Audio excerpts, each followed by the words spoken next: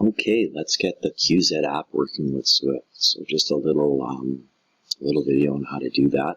I've got my Echelon 4XS ready. The blue light is blinking, so I've woken it up.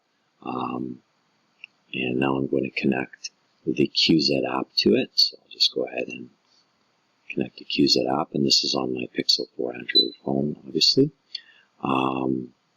And so right away, it sees it, it connects, and right now I'm not pedaling, so watts are 0, cadence is 0. I have it set to a resistance of 10 when I start up. And now what we're going to want to do is try and pair our sensors, our devices, so that we can get our power and our cadence and controllable through Zwift. So I'll do power source first. I'm going to connect the green one, obviously, that is the current one. Okay, and then I'm going to do controllable, or it did it automatically for me, so that one's connected. And I'll do cadence as well, so that one's connected. And if you had heart rate, if you had an armband, you would then search and go connect that one as well. So then I'm going to hit OK. And in here you can select a ride. So we can go and select a ride in Utopia. Let's see if that'll work. And we can just ride.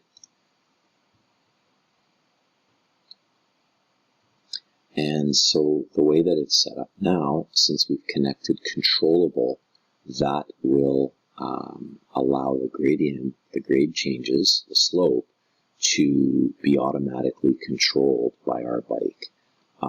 So basically, if you have a slope of 3%, your resistance on your bike, assuming it supports that, the QZ app will send the change of resistance to the bike, and the bike will increase the resistance.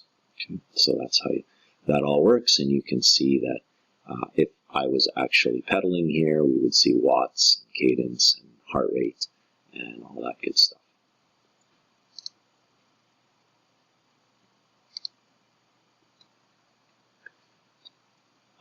Now, if we go into the workout mode, you'll see that this is where you'll find that use erg mode.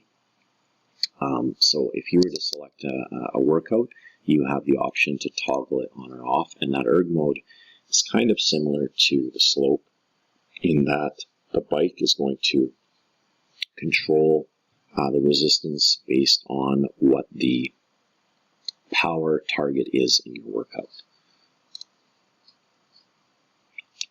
One other thing to take note of in the settings is the trainer difficulty. So the default in Zwift is approximately 50%. There's no number here, but it's always set right in the middle. And this is, as it says, it scales the feel of gradient changes. So if you're doing a ride and you want the 100% effect, then you need to crank that up to the max.